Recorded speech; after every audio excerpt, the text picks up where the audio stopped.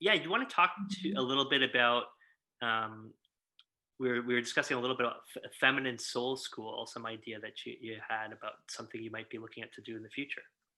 Yeah, this idea has been in my heart and mind and soul for years, and it's all in me. And to just orchestrate now and to call in the people to do with me and to collaborate with me or who want to come on board with me. So this is not any just me. This is going to be other people who are going to help elevate and to help activate that the feminine energy, mainly in women. You know, it's in you also, the feminine masculine energy, but it's the feminine energy that's super healing in our life and in our health, in our life, in our relationships. And I would like to help to activate that because I know a lot of women are struggling right now in their health and keeping a relationship, having a relationship, finding, relationship, and in their own life with their hormonal balance, thyroid issues, weight issues, self image issues, and about being courageous and fearless and going after what their dreams and going after what is impulsing through them, um, and being fearless and going after it. So no matter what people think of you, just going for it and having the courage to do that in a time where everybody, wants to be like everybody else. We're moving from that. We're actually moving from that. So I want to be part of that movement where I can help a woman to say, you're going to be okay. Actually, life is going to be even better once you stop controlling how things are going to be. It's a pretty comprehensive concept that I have, and I can't wait. I just can't wait to start out offering this to women. I sort of am already, but I want to put it more into structure. Mhm.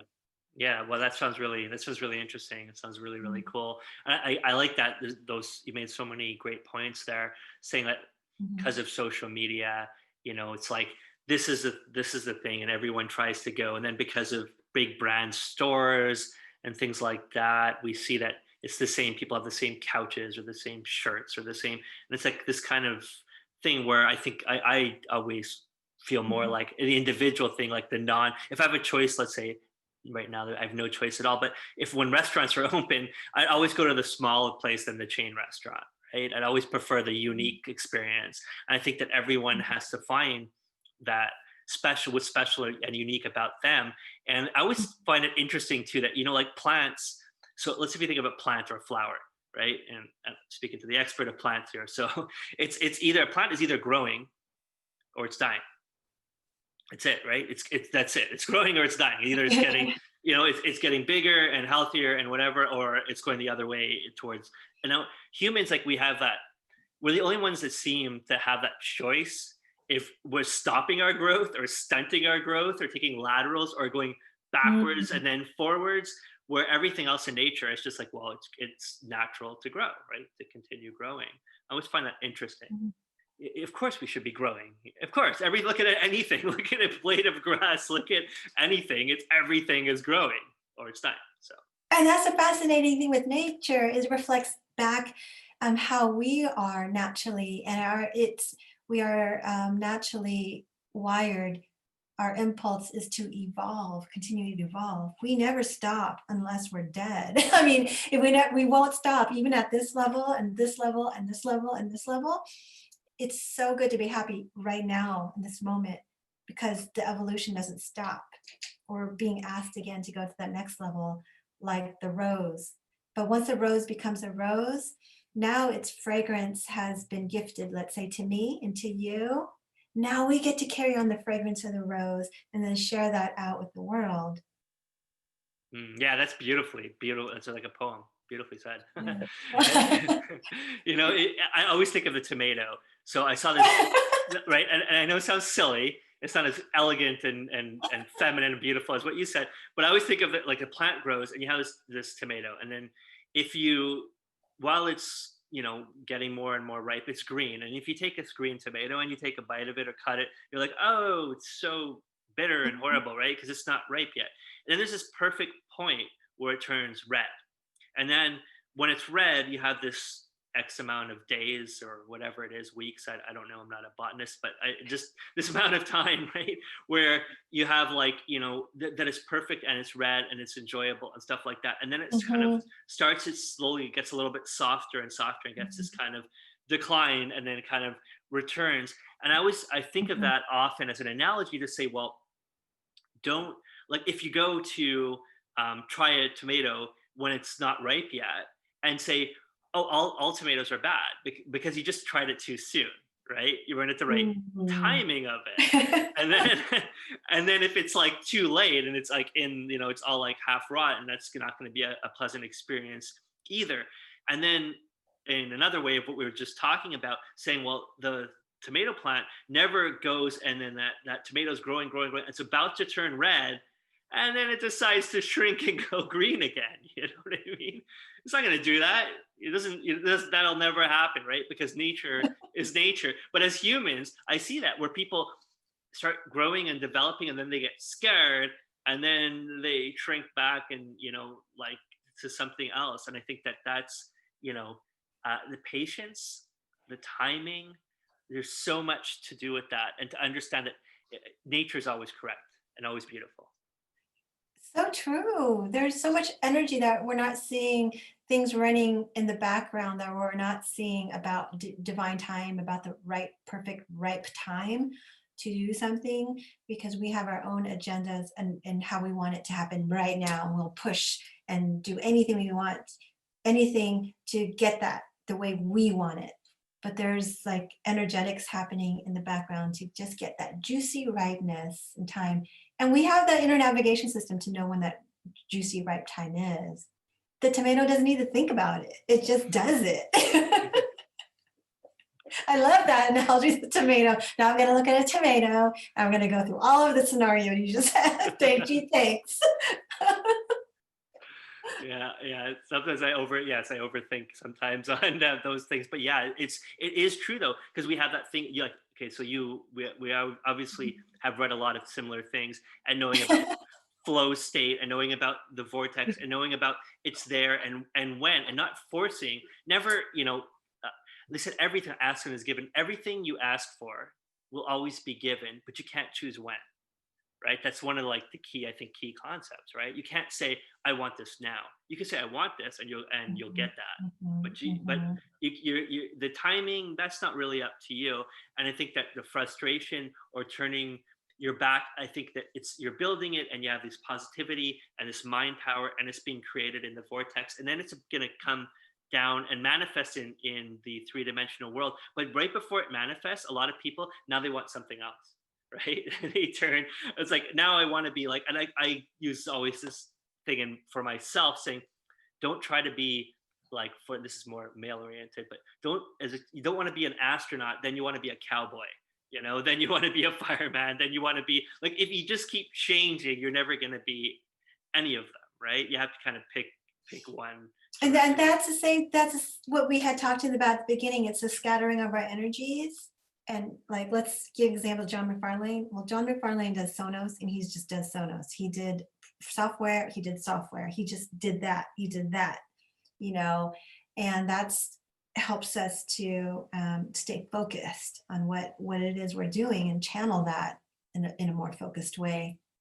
Yeah, I was just having a conversation with a friend the other day, and talking just about that. And I said how I find it so noticeable that, so I was in my last job, I was doing sales, and the minute I focus on my job, I go into the same meetings with the same type of clients and stuff like that, and my sales will go up, up, up, up, up, up, up. Now I'm Mhm. continuing to go to all my meetings, doing everything well, being super professional, but my mind is more focused on what's more true to my heart or my passion, which Mhm. is, let's say helping people. And I'm so just got change my focus, not a lot. I'm still doing the job the best I can, giving an A1 service, but in my mind, I'm looking a little bit focused on another thing. And then I see my YouTube channel or my thing growing, or my, attracting wonderful guests like yourself to the show.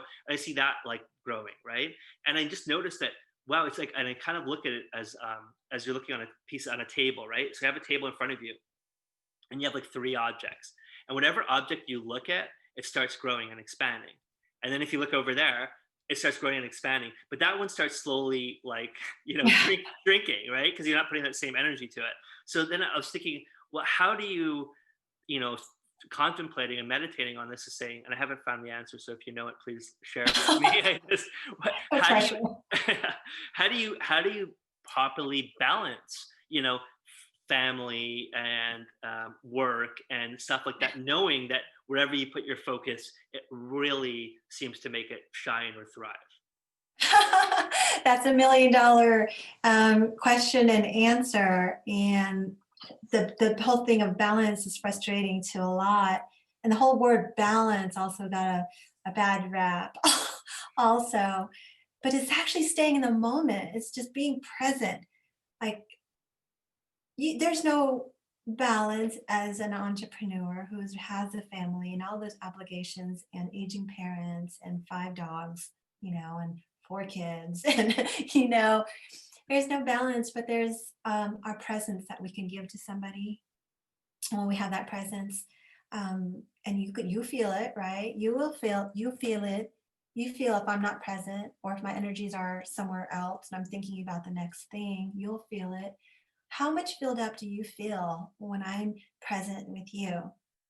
Because, like I say, no matter how busy we are, this is what I was telling my husband when we got married. No matter how busy we are, just give me 3 minutes of your focused time, and I will feel filled up. And that's the same I give to anybody in my life. I give them whole focus, and they will be filled up. There's divine balance and there's balance. The balance that has become mainstream and has frustrated a lot of people, thinking that it is being perfect and raising children, being perfect wife, being perfect son, being perfect employee, that has wrecked our health and our image of what life ought to be. Isn't that balance, that work-life balance? I'm talking about divine balance and connecting more with our spirituality and having altars in our home and having those points of connection with the divine so that we can remember you're a sacred part of my path, of my experience. And isn't that feel balanced to you? Mm, it's really wise. Yes, yes, lovely, lovely, absolutely.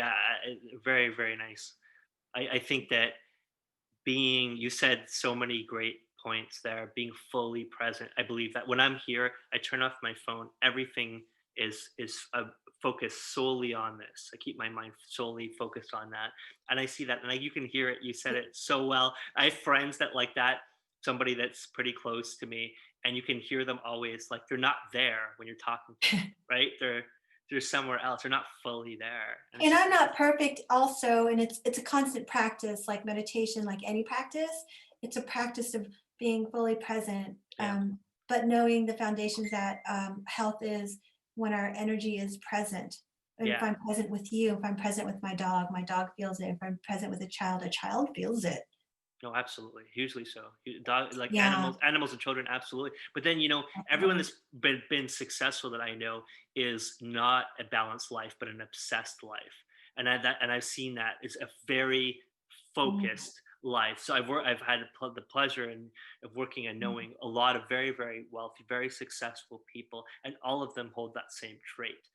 They know what mm, they know so well, mhm. but they really don't know anything else. Like, really, it's shocking sometimes how brilliant someone could be in this area, and then the other area, you're like, you don't know that? They're like, like, you never heard that? And they're like, no, and they don't know anything about anything else, but their thing, wow, they mastered it. Absolutely You've mastered it. mastered it. So I find that. Anyways, well, we'll continue this conversation like another time for It's a because good conversation to have, yeah, and it's a good yeah, conversation to have. yeah, Yeah. yeah. Thank you We'll for continue bringing that. that up. Yeah, you said it. You answered it very, very, very well. Very, very well. So thank you. Thank you for that. You're welcome. So is there anything, Maria, that you'd like to share with the listener before we go? Some words of advice, maybe for the, for the women out there, for anyone out there, for something that maybe nobody ever asks you, or some divine wisdom that you've acquired that you'd like to share with the audience? Divine wisdom, divine wisdom. I'm going to keep it simple. I really want to keep it simple because I know a lot of people are struggling and it's a very hard time right now. And I'm going to keep it simple. Choose to be happy no matter what is going on around your life. Choose to go back to that center where you are happy. Choose happiness. Choose happiness. Be happy in this moment because this moment is your life. Awesome. Amazing. Well said. That's it. The power of now. All your power is right now. I believe that. Absolutely. Right here, right now. Right here, right now. Exactly. Yeah. Awesome. Awesome. Okay, cool. Well, listen, with that, Maria, I'll wish you a successful and peaceful mind. And thank you so much for sharing with the audience. Really, really appreciate it. Taking time out of your busy schedule. So thank you. You're welcome, Andrew. It's been a pleasure, and thank you for having me. And it's been so fun to talk with you. Yeah, I think so. Listen, I will give you already an invitation, open invitation for the future. We will do another podcast, 100%, probably many, in the future, and so I'll give you that open invitation. And yeah, with that, I'll wish you a wonderful, wonderful day, and we'll talk soon. Thank you. Okay, have a great day. Okay, you Okay. too, Andrew. Thanks again. Okay, bye. Bye-bye.